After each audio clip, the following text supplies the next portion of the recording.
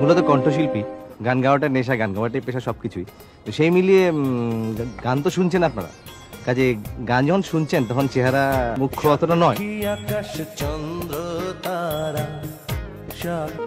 দেশ জুড়ে শোকের ছায়া নামিয়ে 2020 সালের আজকের এই দিনে পরপারে পাড়ি জমান বাংলাদেশের প্লেব্যাক সম্রাট এন্ড্রু কিশোর। নিজের জীবনের গল্পটা অন্যভাবে লিখতে পারতেন এন্ড্রু কিশোর। যেভাবে লিখেছিলেন সত্যজিৎ রায়, ঋত্বিক ঘটক, ভানু বন্দ্যোপাধ্যায়, সুচিত্রা সেন, সাবিত্রী চ্যাটার্জির মতো কিংবদন্তিরা।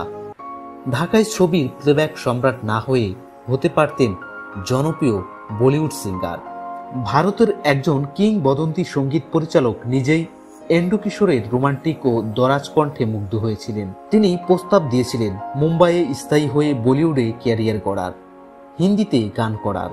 কিন্তু দেশের মায়ায় এন্ড্রু সেই প্রস্তাবে সাড়া দেননি। বিনয়ের সঙ্গেই সেই প্রস্তাব ফিরিয়ে দিয়ে নিজের দেশের সঙ্গীতেই নিমগ্ন হয়েছিলেন। বেশ কয়েক বছর আগে একটি সাক্ষাৎকারে এন্ড্রু কিশোর নিজেই জানিয়েছিলেন সেই ঘটনা। সেখানে এন্ড্রু বলেছিলেন, আমাকে বলিউডে নিয়মিত হতে প্রস্তাব দিয়েছিলেন ভারতের কিংবদন্তি সঙ্গীত পরিচালক আর.ডি. বর্মন। বলেছিলেন তিনি আমার গানে মুগ্ধ। এন্ড্রু জানিয়েছিলেন, আমি একমাত্র বাংলাদেশি যে আর.ডি. বর্মনের সুরে গান গেয়েছি। 1985 সালে ভারত বাংলাদেশের যৌথ প্রযোজনায় নির্মিত ছবি শত্রুতে তিনি গান গেয়েছিলেন।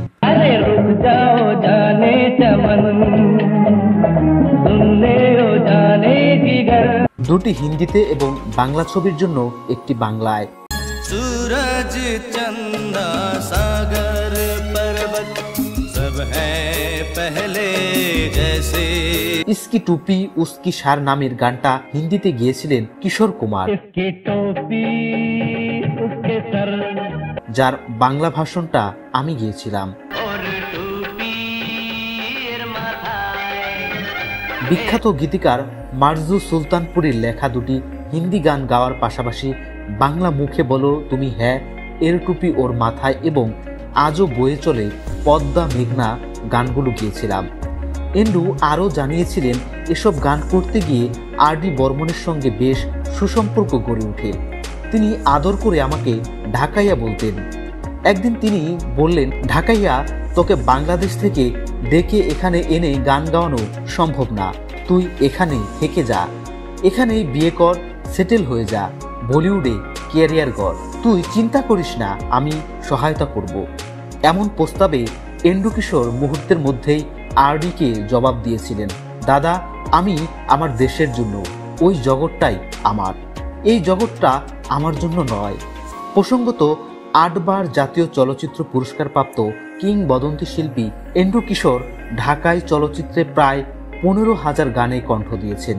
1977 সালে এন্ড্রু কিশোর আলম খানের সুরে মেলটেন চলচ্চিত্রে অচিনপুরের রাজকুমারী নেই যে তার কেউ গানের মধ্য দিয়ে চলচ্চিত্রে প্লেব্যাকে যাত্রা করেন। তার জনপ্রিয় গানের মধ্যে রয়েছে জীবনের গল্প, আছে বাকি অল্প, হাইরে মানুষ, রঙিন ফানুস, ডাক দিয়েছে দয়লা মারে, আমার সারা দেহ খেয়ে গো মাটি, আমার বুকের মধ্যেখানে, আমার বাবার মুখে প্রথম যেদিন শুনেছিলাম গান, ভেঙেছে পিঞ্জর মেলেছে ডানা, সবাই তো ভালোবাসা চায়, পড়ে না চোখের পলক, পদ্মপাতার পানি নয়, ওগো বিদেশিনী, তুমি মোর জীবনের ভাবনা, আমি চিরকাল প্রেমের কাঙাল, প্রভৃতি সহ অসংখ্য হাজারো গান। সঙ্গীত এমন একটা জিনিস, প্রচুর ধৈর্যের দরকার, প্রচুর ত্যাগের দরকার জীবনে। এই ত্যাগ না করতে পারলে, ধৈর্য না ধরতে পারলে হবে না। শিল্পী হতে গেলে ভালো মানুষ হতে হবে। শিল্পী হলে স্রষ্টার প্রতি অবশ্যই লায়াবল থাকতে হবে প্রতিদিন, প্রতিনিয়ত, which is very very tough. শিল্পী হলে যে গান করতে হবে তা না, প্রত্যেক মানুষের জন্য সঙ্গীত একটা ব্যাপার। আপনারা সঙ্গীত শিখুন, সঙ্গীত করুন এবং ভালো মানুষ হন। একজন ভালো মানুষ দেশে বাড়লে দেশের উন্নয়ন বাড়বে। দেশকে ভালো পথে চালাতে গেলে সবাইকে গান বাজনা শিখতে হবে, এমন কথা না, গান বুঝতে হবে, গান ভালোবাসতে হবে। বেশি করে গান শুনবেন। সবাইকে ধন্যবাদ। শিল্পীর ঘরে জন্ম, তাই শিল্পী হয়েছি, সঙ্গীতটাকে সারা জীবন সঙ্গী করেছি। এই গানই আমার